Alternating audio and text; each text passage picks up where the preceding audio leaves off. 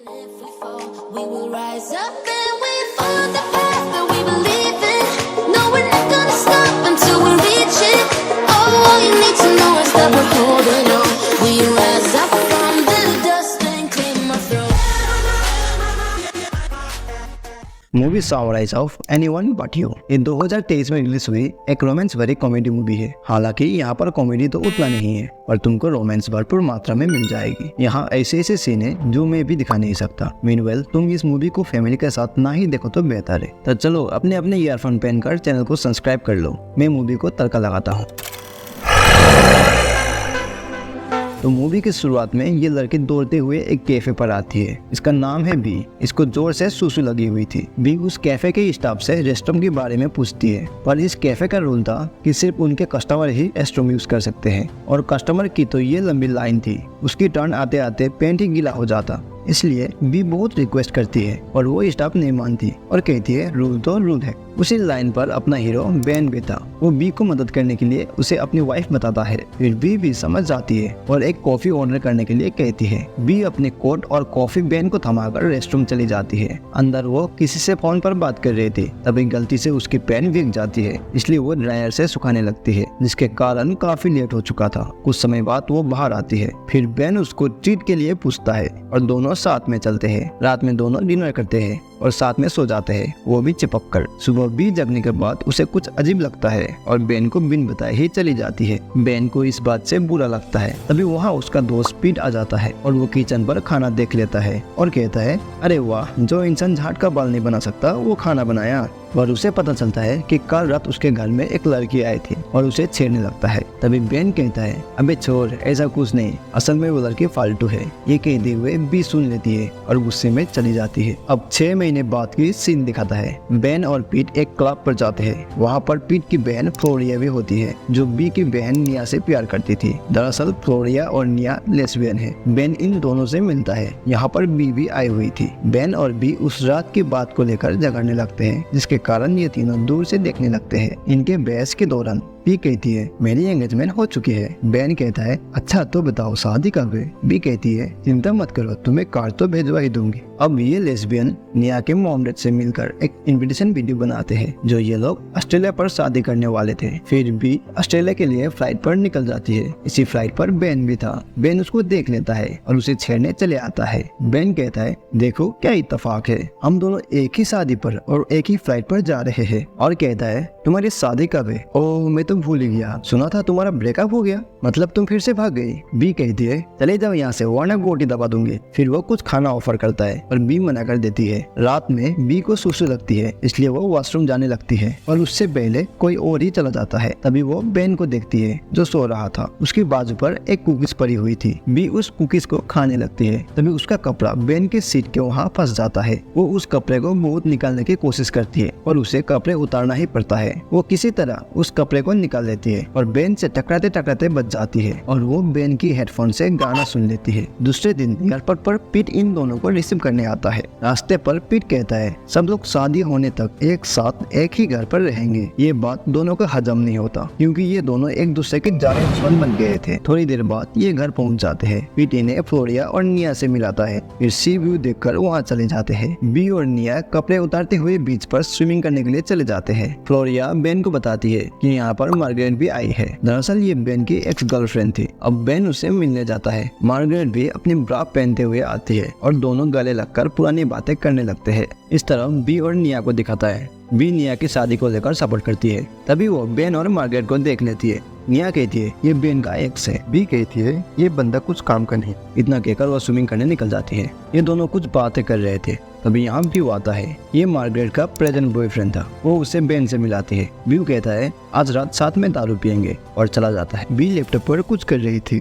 तभी वहाँ उसके मॉम डैड आ जाते हैं और बातों बात में उसे जोनाथन से शादी करने के लिए कहते हैं। ये जोनाथन वही होता है जो उसको पहले ही ब्रेकअप दे चुकी थी। बी अपनी मॉम डैड की बातें सुनकर उसकी मूड खराब हो जाती है और वॉशरूम में आकर करने लगती है। तभी बाहर से किसी की आवाज आती है, 7:30 बजे डिनर है, याद रखना। बी ठीक है कहती है। इस तरह बेन भी अपने रूम में फोटोज देख रहा होता है। उसे भी डिनर के बारे में याद दिलाया जाता है। अब दोनों डिनर के लिए निकलते हैं और इनकी मुलाकात हो जाती है। फिर साथ में डिनर हॉल में आते हैं। वहाँ पर सारे लोग मौजूद थे। फ्लोरिया, निया, उनके मॉम डैड, पीट, मार्गरेट और ब्यू भी। फिर इनके मॉम डैड कुछ बोरिंग सी स्पीच देते हैं और भुक्कर की तरह खाना चूसने लगते हैं। अब फ्लोरिया बी और बेन की मेन जगह पर धुआं लगाती है और कहती है इसे जरा शांति रखना, जहाँ मिला वहाँ जगह मत देना।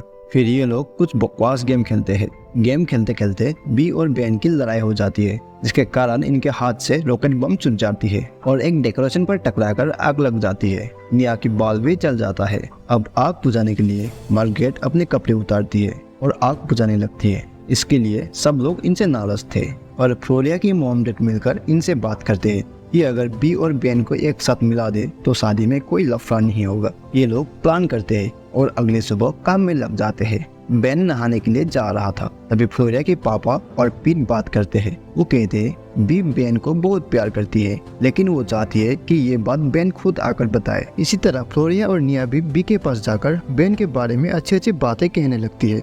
तभी वहाँ बेन आता है। इसे देखकर फ्लोरिया और निया छुप जाते हैं। बी कहती है ओ तुम्हें भी उन दोनों ने बेवकूफ बना दी। बेन उसको पीट और फ्लोरिया के पापा के बारे में बताता है। उन्हें जल्दी पता चल जाता है कि ये सब उनका बनाया हुआ प्री प्लान है और हम दोनों को मिलाना चाहते हैं ताकि उनकी शादी में कोई लफड़ा ना हो। तभी वहाँ फ्लोरिया की मॉम आती है और कहती है तुम्हारे अंकल ने बोर्ड पर अपनी चश्मा छोड़ाया है, तुम दोनों जाकर उसे ले आओ। ये काम दरअसल एक इंसान भी कर सकता था, लेकिन वो उन दोनों को भेज देती है ताकि उनके बीच में कुछ हो जाए। फिर ये दोनों तैरते हुए जाने लगते हैं। बेन ज्यादा देर तक तैर नहीं सकता था, वो बीच में जाकर हाफने लगता है। बी कहती है जैसे तुम्हारा बॉडी है, इसे देखकर नहीं लगता कि तुम कमजोर हो। बेन कहता है मैं कमजोर नहीं हूँ, बस मेरा सांस अटक जाता है। अब बी उसे उस बोट के पास ले आती है और उस चश्मा को उठा लेते हैं। तभी बीच के किनारे पर बी की मॉम ने जोनाथन को लेकर आ जाते हैं, जिससे बी की ब्रेकअप हुई थी। बी परेशान हो जाती है, इसलिए वो बेन से कहती है अब इतने लोग हमें मिलाने के लिए कोशिश कर रहे हैं तो हम लोग क्यों ना एक होने का नाटक कर लें, इससे मेरी भी हेल्प होगी और तुम्हारा भी मदद होगा। बेन भी मान जाता है क्योंकि वो भी मार्गरेट को जलाना चाहता था। फिर भी बेन की करीब आती है और किस करने की एक्टिंग करके गोटी पर मारकर चली जाती है। बेन भी पीछे पीछे आने लगता है। यहाँ सब लोग माउंटेन व्यू देखने जाने के लिए तैयारी कर रहे थे। तभी बी और बेन करीब होने का एक्टिंग करते हैं। अब जोनाथन वहाँ आता है और कहता है हाँ मैं अचानक से आया और मुझे तुम्हारे पापा ने इन्वाइट किया था। वो उन सब से मिलता है। बी उसे बेन से मिलाती है। बेन कहता है मैं बी का दोस्त हूँ, वो भी बहुत करीबी दोस्त। जोनाथन खामोश हो जाता है। अब जाते जाते बेन बी से कहता है तुम सच में बुरी एक्टिंग करती हो। बी की मम्मी बी से कहती है तुम्हें बिन पूछे ही उसको बुला लिया और तुम फिर से उसके साथ कुछ टाइम स्पेंड करके देखो, शायद पुरानी यादें ताजा हो जाए। तभी बी कहती है कोई बात नहीं, वो आया अच्छा है, पर मैं बता दूं कि मैं अब बेन के साथ हूँ, और जाने लगती है। जाते जाते जोनाथन से पूछती है क्या तुम आ रहे हो, और जोनाथन को अच्छा नहीं लगता और जाने से मना कर देता है। फिर ये लोग माउंटेन व्यू देखने निकल जाते हैं।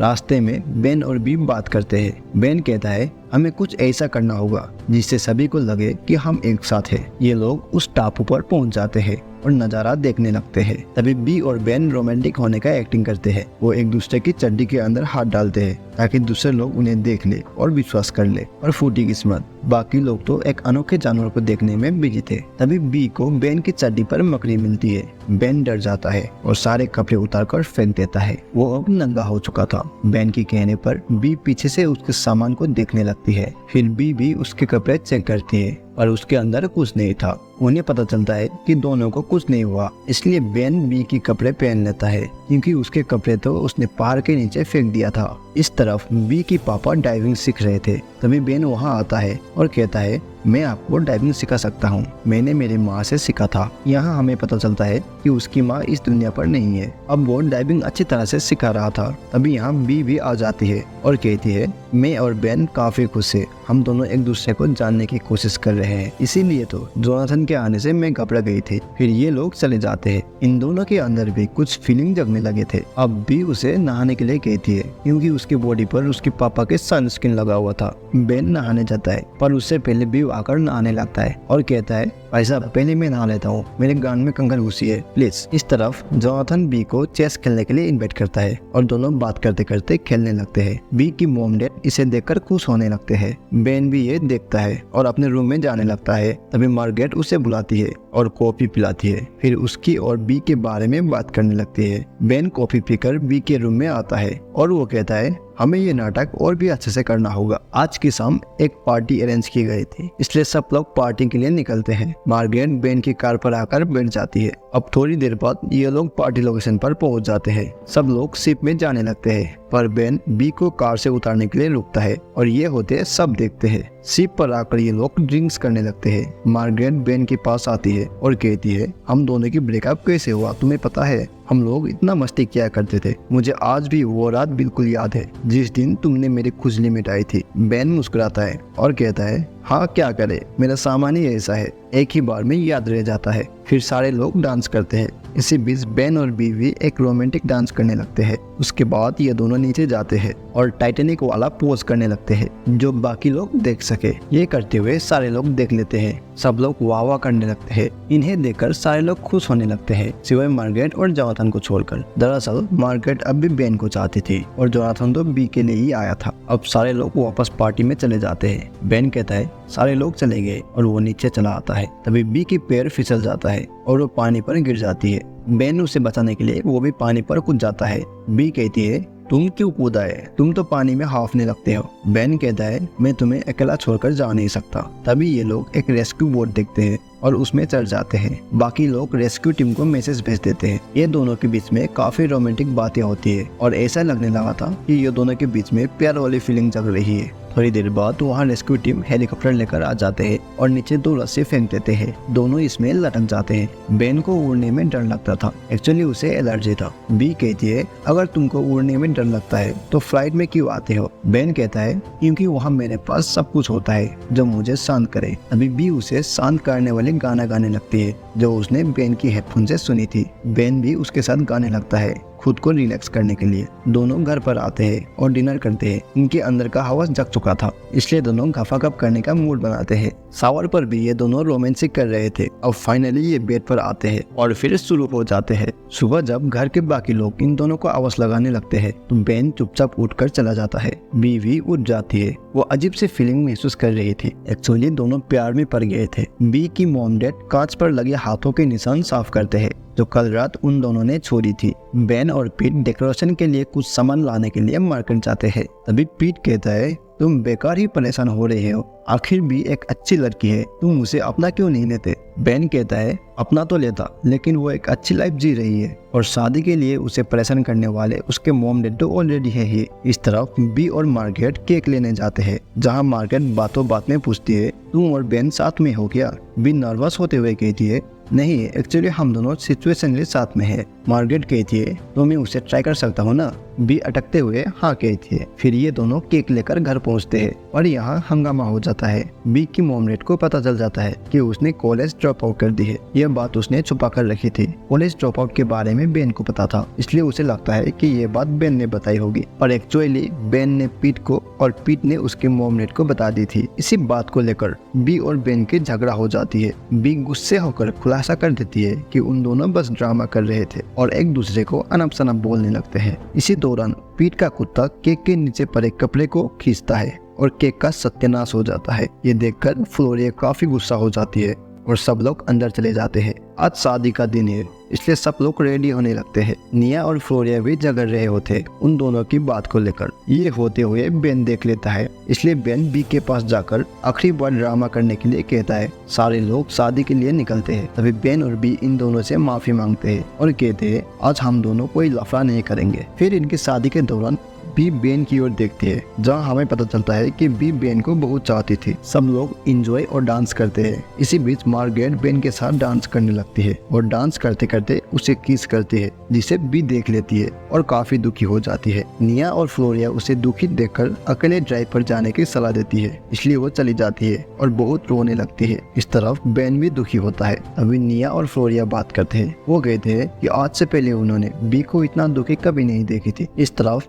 पीट और निया के पापा भी बेन को सुनाने के लिए जोर जोर से बात करते हैं, जिससे बेन गुस्सा हो जाता है और सबको ये नाटक बंद करने के लिए कहता है। अभी फ्लोरिया के पापा कहते हैं, दरअसल तुम्हें प्यार हो गया है और तुम खुद को झूठ ठहरा रहे हो। बेन कहता है, और अब मैं क्या करूँ? फ्लोरिया कहती है, वो अकेले में रहना चाहती थी, इसलिए हमने उसे बेच दिया। बी का पापा भी आ जाते हैं और कहते हैं, तुम इतना प्यार करते हो तो यहाँ क्यों हो? जाओ और ढूंढो, दुनिया के हर कोने तलाश कर लो। बेन कहता है, मुझे पता है उसे कैसे ढूंढना है। फिर वो जोनाथन की कॉफी पीकर रेस्क्यू टीम को बुलाने के लिए कहता है और समुद्र पर छलांग मार देता है। इस तरफ भी दूसरों के रोमांटिक कपल को देखकर अपसेट हो रही थी। बेन को रेस्क्यू टीम आकर बचा लेते हैं, पर बेन उनसे वाटर पार्क पर ले जाने के लिए कहता है क्योंकि बेन वहीं पर थी। बी हेलीकॉप्टर की आवाज सुनकर खुश हो जाती है। अब बेन भी यहाँ पहुँच जाता है और पागल प्रेमी की तरह दौड़कर बी के पास आता है और कहता है मैंने मार्गरेट को किस नहीं किया, उसने उल्टा मुझे किस की थी पर मैंने हटा दिया था। फिर दोनों यहाँ वहाँ ये वो की बातें करते हुए किस करने लगते हैं। अब पार्टी में आकर भी किस करते हैं और दोनों फिर से एक बार हमेशा के लिए साथ हो जाते हैं। तभी बी और सारे लोग बेन को शांत करने वाले गाने गाने लगते हैं, जहाँ बेन देखते रह जाता है। और इसी के साथ में मूवी की एंड हो जाती है। एक्सप्लेनेशन पसंद आई तो चैनल को सब्सक्राइब कर लो और वीडियो को लाइक कर दो।